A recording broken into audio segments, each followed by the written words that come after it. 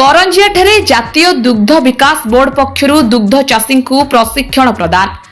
महामहिम राष्ट्रपति श्रीमती द्रौपदी मुर्मू परिवेश संतुलन गोवंशर वृद्धि तथा सुरक्षा सह देशर दुग्ध चाषी आर्थिक विकास नहीं आग्रह को प्रधानमंत्री नरेंद्र मोदी पूरण करने दिगरे प्रयास रखी राष्ट्रीय गोकुल मिशन योजना आरंभ करथिबा बेले जातीय दुग्ध विकास बोर्ड आनुकूल्य रे दुग्ध चाषी को भारतीय उन्नत प्रजातिर गिर गाई प्रदान सह पूर्व प्रेरणा एवं पालन सकाशे प्रशिक्षण शिविर आयोजन करा जाउथिबा बेले एही परिप्रेक्षी रे करंजिया स्थित जिला कृषि कार्यालय सम्मेलनी गृहठारे जातीय दुग्ध विकास बोर्ड संयोजक प्रकाश कुमार देवतांक सभापतित्व रे एवं केन्दुझर सांसदों जिला परिषद प्रतिनिधि आशीष कुमार महंतों मंच परिचालन रे उक्त शिविर को मुख्य अतिथि उपजिलापाल प्रेमांशु चांद दीप प्रज्वलन करी शुभारंभ करथिले। उक्त अवसर में सम्मानित अतिथि भाव में बीडीओ प्रद्युम्न कुमार नायक राष्ट्रीय गोकुल मिशन योजनार जिला संयोजक नवीन राम सांसद प्रतिनिधि ज्योत्स्ना राणी महांत प्रमुख मंच में उपस्थित थे।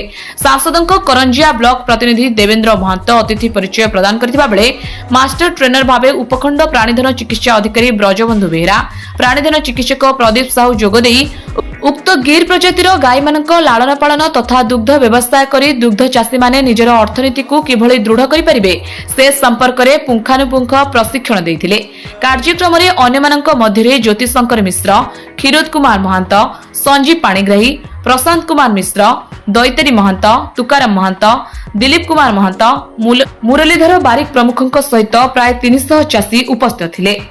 मयूरभंज करंजिया जितेंद्र राज का रिपोर्ट ड्रीम्स राइडर न्यूज। जो भारत सरकार चली जो हिताधिकारी माने आगामी दिन में दुग्ध चाषी माने गाई पाइबे तो तांकरी बाबद आज ये तालीम चली आमर महामहिम राष्ट्रपति द्रौपदी मुर्मूंकर जो आशीर्वाद एवं तांकर जो आग्रह क्रमे ओडिशा रे प्रथम करी मयूरभंज जिले में ये कार्यक्रम हाथ को नियाई बा ये प्रोजेक्ट को नियाई एथिरे प्राय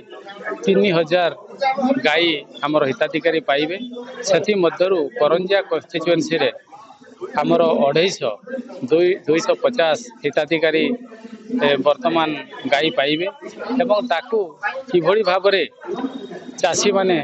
रक्षणाबेक्षण करेंगे एवं तार मार्केटिंग कौन हो पार एवं किमिति तांकर भल दुग्ध उत्पादन करें से तालीम कार्यक्रम ये होची एवं ये जो सरकार चिंताधारा अच्छी 2036 मसीहा रे आमर ओडिशा विकसित हेबो विकसित प्रदेश हिसाब रे हेबो एवं नरेंद्र मोदी जो इच्छा अच्छी आग्रह अच्छी आमर 2047 मसीह विकसित भारत हेबो एवं लोकंकर आर्थिक द्विगुणित जो हेबो ये जो वर्तमान सरकार आग्रह रही से सब योजना कार्यकारी होउची लोकंकर चाष ठू आरंभ करी व्यवसाय ठू आरंभ करी यह आउ गोटे तांको परिवार रे अर्थनैतिक विकास हो पारिबो एवं आर्थिक जो द्विगुणित सरकार कहते द्विगुणित हम ए सामिल हम ये योजना। ड्रीम्स राइडर सबु समय रे आपणक सेवारे धन्यवाद।